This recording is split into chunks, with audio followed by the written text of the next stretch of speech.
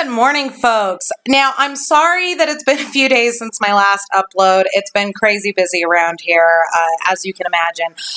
We're getting things ready for our move, and then, as if that weren't enough, my husband is going out of town this evening for a film shoot. So we've been trying to get him ready for that, all kinds of craziness going on. So haven't really had time.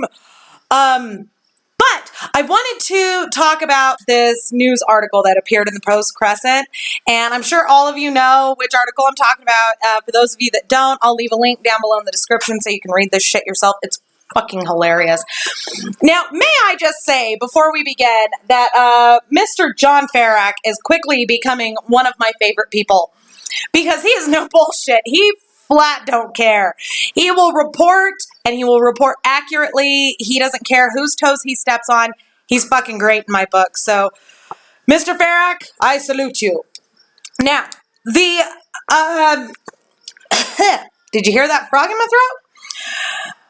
The very title of this article gets me, and it cracks me up anytime I even glance at it. Was Avery evidence a conflict of interest? Well, no shit, it was a conflict of interest.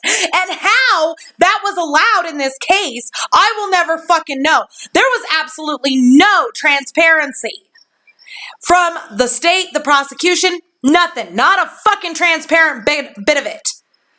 They had a giant black fucking curtain drawn over this whole fucking kit and caboodle.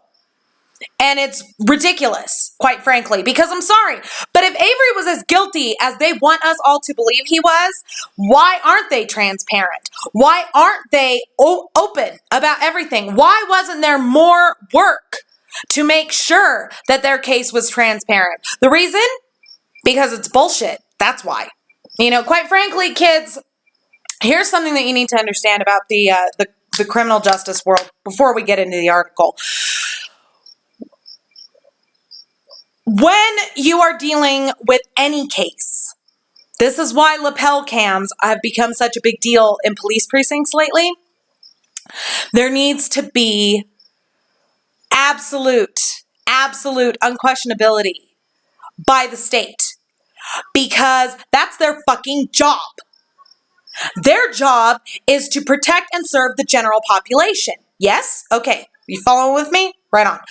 Now, the thing is that the second that there is a giant black fucking curtain and there's a shitload of questions surrounding any bit of a state's case, that's when you know there's something wrong. That's when you know that there's a fucking problem. Now, let's get into this article so you guys can really see what I'm talking about here. On July 29th, 1985, Peterson, working on the investigation into the rape of Penny Bernstein, entered Avery's residence and stated, "You're under arrest for suspicion of attempted murder." And this is what the records show. Really, Peterson? You needed to go the attempted murder route? I mean, not to sound crude or like I'm downplaying what she went through, but the actual charge was rape, sexual assault. Sounds to me like you were being kind of a dick. Just saying. Besides Peterson, another Manitowoc County deputy who converged on Avery's residence to carry out what proved to be a wrongful arrest was Deputy Mike Bushman. 20 years later, I don't know about any of you, but being as I'm a mom and a lot of SpongeBob is watched in this house, anytime I read anything like that, I read it in the SpongeBob voice. 20 years later. Can't help it. The missing persons investigation surrounding Halbach was in danger of reaching an impasse. Well, probably because they weren't fucking finding anything. Bushman, who had retired earlier that year, was now considered a part-time reserve deputy. Reserve. Meaning, if we don't need you, you stay the fuck home. Showed up at the police command center on the morning of November 7th, eager to prove Avery killed the missing freelance photographer. Even though there was no shortage of police officers, from other agencies, agencies not connected to Avery's lawsuit, at Avery Salvage Yard that day that didn't deter Manitowoc County from sending a large contingent of its own deputies. Detective Jim Link, Andrew Colburn, Dennis Jacobs, Bushman, and Lieutenant Todd Herman. That's 5. Sergeant Jason Jost, Deputy Dave Siders, and Sergeant Scott Singlob.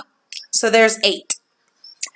Bushman agreed to lead a 4-member evidence search party consisting of fellow Manitowoc County Sheriff's deputies. Kids, do you understand what this means?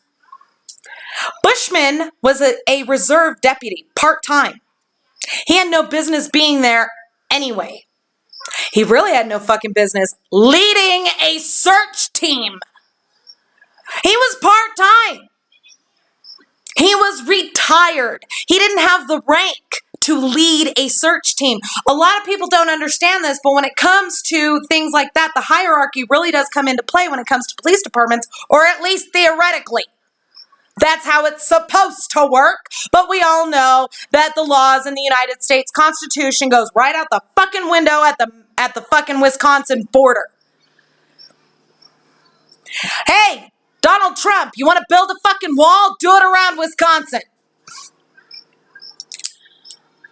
It wasn't long before Bushman's team made a fortuitous discovery as they canvassed the northern edge of the Avery Salvage Yard near an open cornfield. I came across a burning barrel, which was in my section of searching, Siders would testify. Notice what he said there. He didn't say I came across a burn barrel. He said I came across a burning barrel. What am I saying, kids? What am I always saying? People say what they fucking mean. That, to me, suggests that the barrel was still on fire, which is fucking suspect.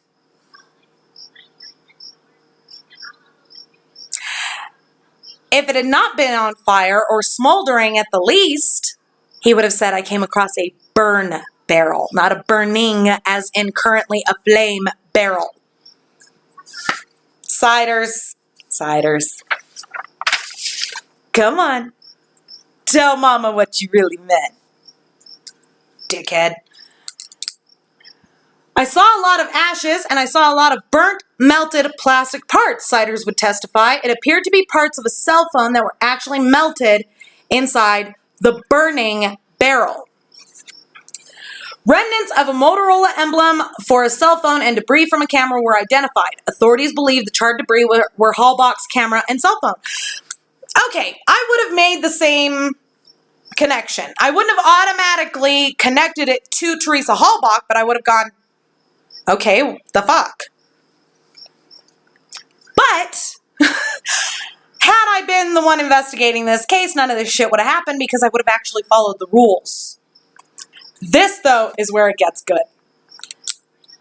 Despite the burn barrel's mid-morning recovery, Manitowoc County Sheriff's deputies would steer clear of inspecting Avery's burn pit area, which was roughly 20 yards from his bedroom window.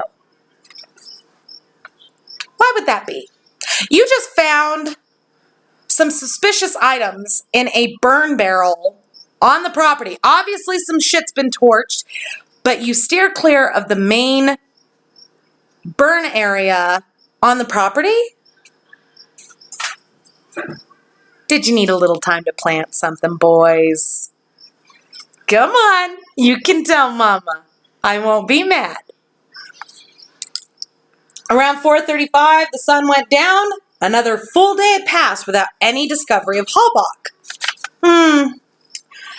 The next day, Tuesday, November 8th, Avery Road was again swarming with police. Count them out, kids.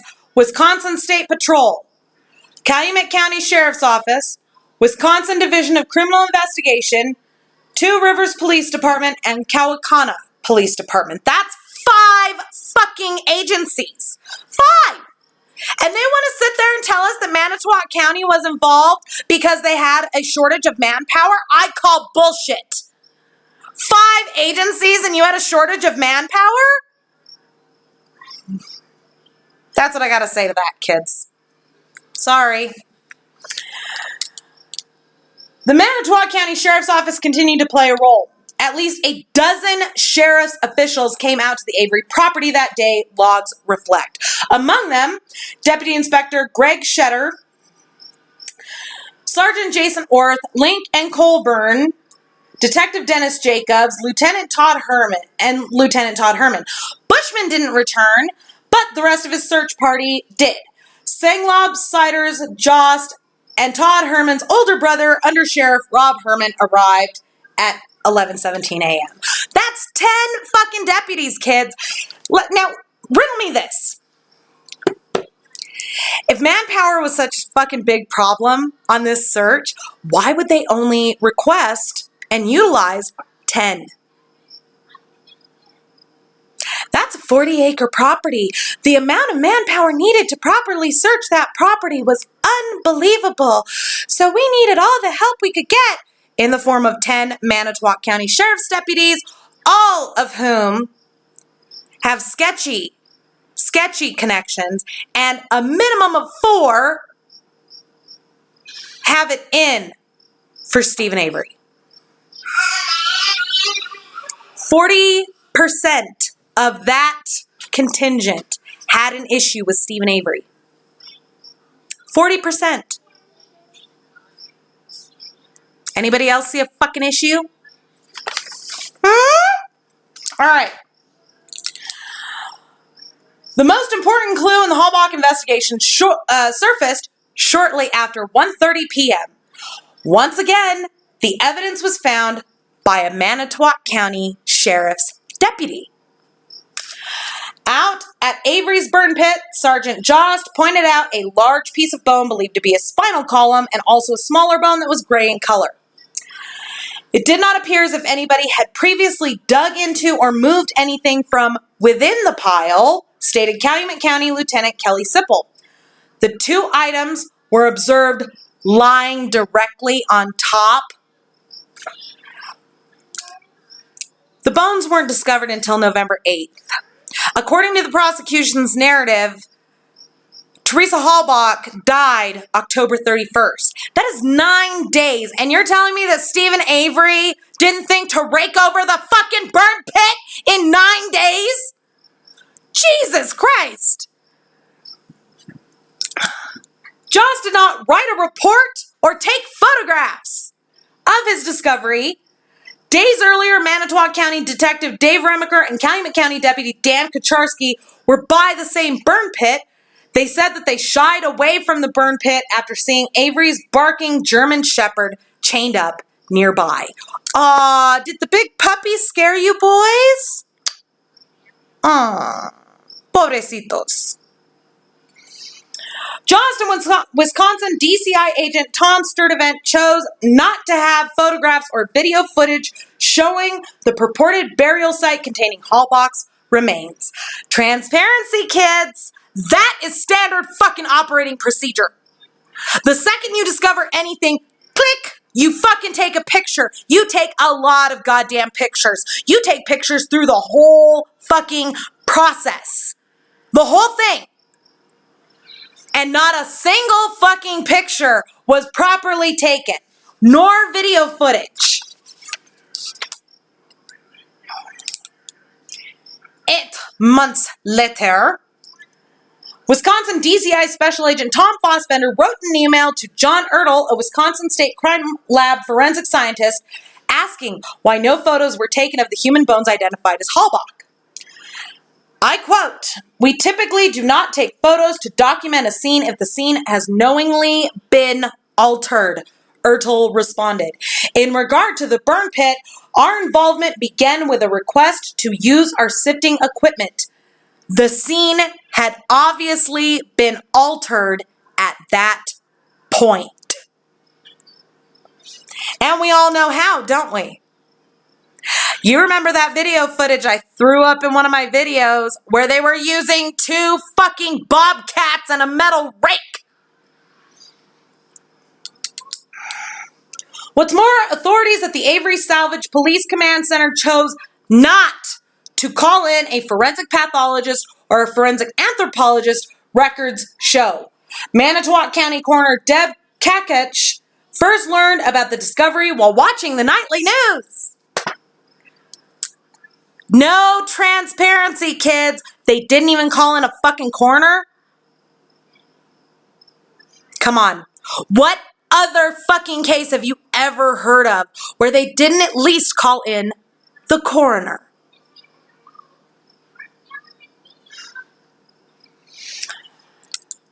At Avery's 2007 murder trial, lawyers String and Buting called Kakich to the witness stand. They wanted her to inform the jury that the lead investigator, Mark Wiegert, along with Sheriff Ken Peterson and 2 other top officials from Manitowoc County, the county executive, and the corporation council, ordered her to stay away from the Avery salvage yard after hearing that human bones were discovered by Jost.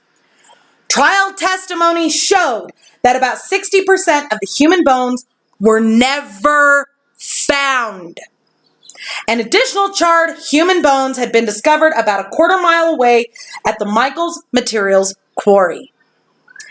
And unlike the sheriff's department, neither Ms. Kakich nor the office of coroner nor anyone in the coroner's office had any prior involvement in Stephen Avery's civil lawsuit, Strang informed the judge. And yet, her office alone, apparently among Manitowoc County law enforcement offices, was walled off entirely from performing legal duties, lawful duties, in connection with discovery of human remains. In the end, Manitowoc County Circuit Judge Patrick Willis ruled that the jury would not hear testimony from Kakich. I think it has much more potential to mislead the jury, and I don't see how anything the coroner would have done would have somehow contributed to a less biased investigation in this matter, is what Judge Willis said. Let's review that statement. I think it has much more potential to mislead the jury, and I don't see how anything the coroner would have done would have somehow contributed to a less biased investigation in this matter. Do you realize what just happened there? Judge Willis just confirmed verbally that this fucking investigation was biased. It was biased, and he fucking stated it himself. Willis, you're a slimy fuck. Now, the rest of this article goes through all of the fucking key pieces of evidence that were found and used against Stephen Avery at trial, and who found it. Let's see.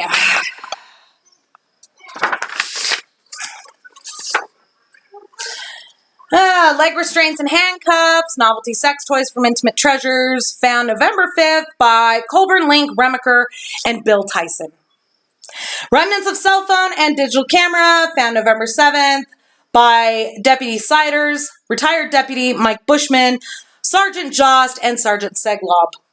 Wisconsin license plate, found November 8th by William Brandis Jr., member of the Brilliant Volunteer Fire Department. Spare ignition key, found by Detective James Link, yada, yada, yada.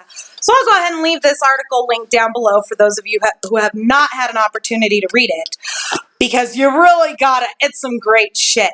But the fact remains is that, yes, I will answer the fucking question posed by the headline of this article. Was Avery evidence a conflict of interest? Yes. Yes, it was. And let me tell you something, kids. In the criminal justice world, there is no room for conflict of interest. None.